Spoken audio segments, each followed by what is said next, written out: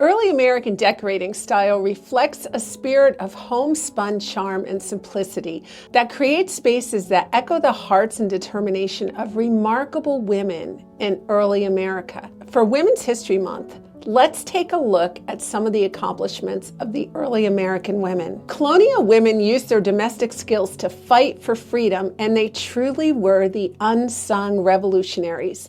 When we think of the American Revolution, we often picture soldiers in battle, political leaders debating independence. However, beyond the battlefields and town halls, an often overlooked group of revolutionaries played a crucial role in securing America's freedom: colonial women.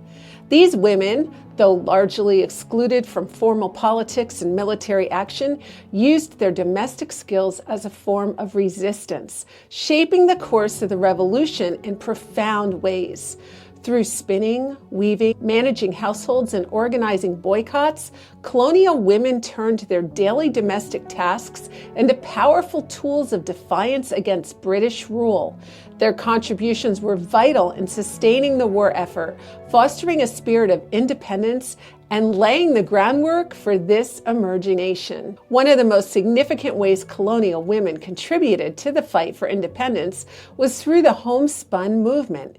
During the 1760s and 1770s, Britain imposed harsh taxes and trade restrictions on the colonies, including the Townshend Act in 1767, which placed duties on imported goods such as textiles. In response, American patriots sought to boycott British goods, but this required replacing imported fabrics with homemade alternatives. Colonial women rose to the challenge by spinning their own yarn and weaving their own cloth, a practice that became a symbol of resistance.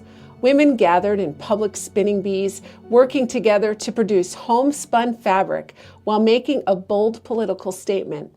Wearing homemade clothing instead of British imports became a badge of patriotism, demonstrating self-sufficiency and a commitment to the cause of independence.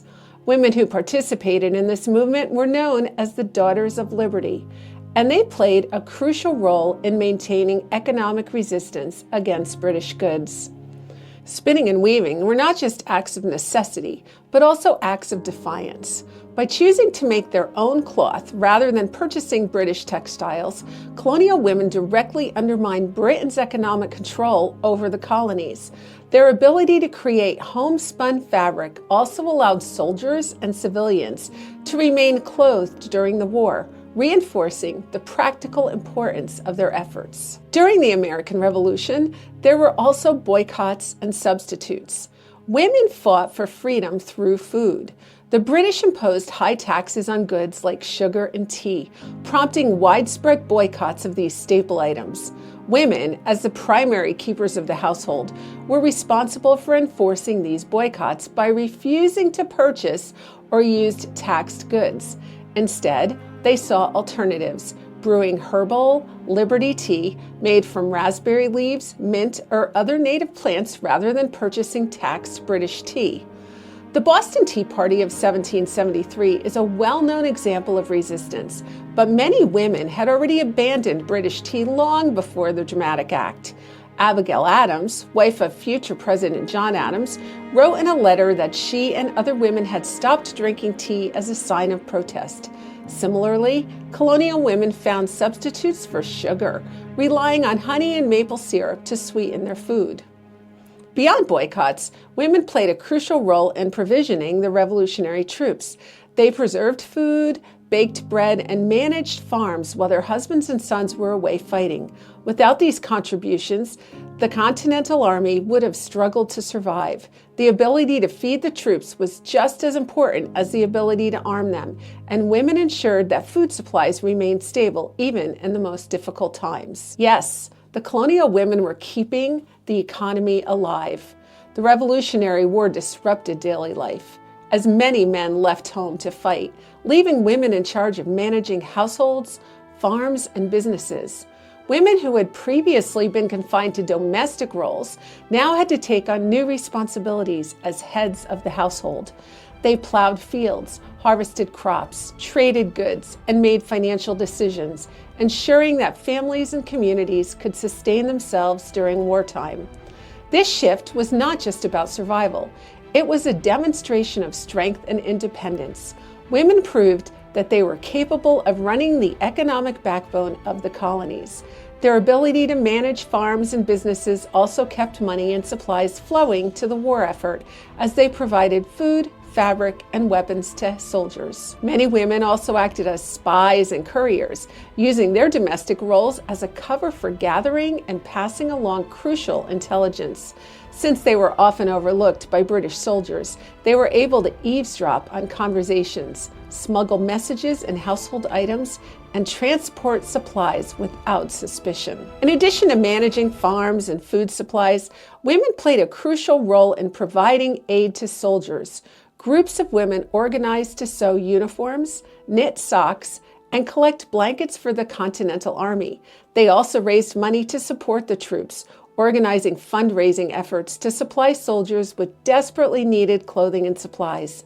One of the most famous efforts was led by Esther de Baird Reed, who founded the Ladies' Association of Philadelphia in 1780.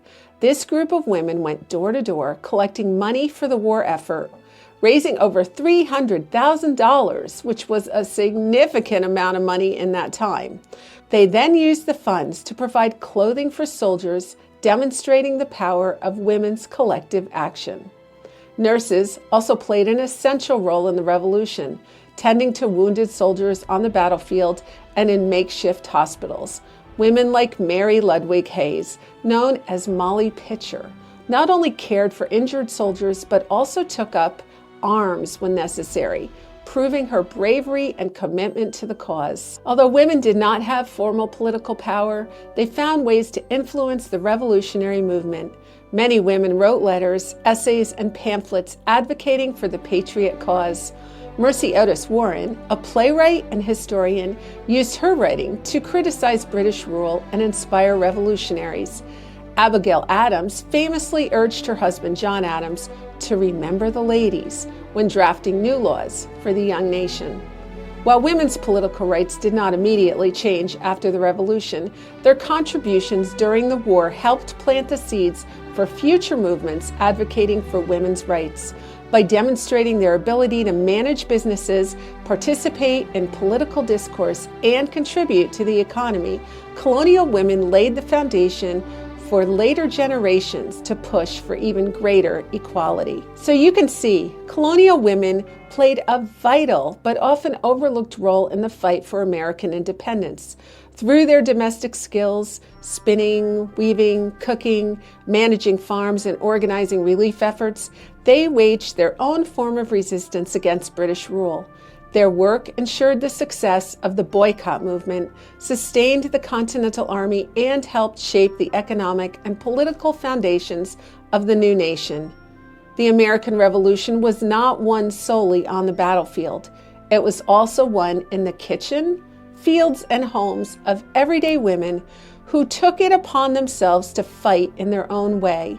Their legacy is a testimony to the power of resourcefulness, resilience, and quiet defiance. While they may not have wielded muskets or signed the Declaration of Independence, their contributions were no less revolutionary.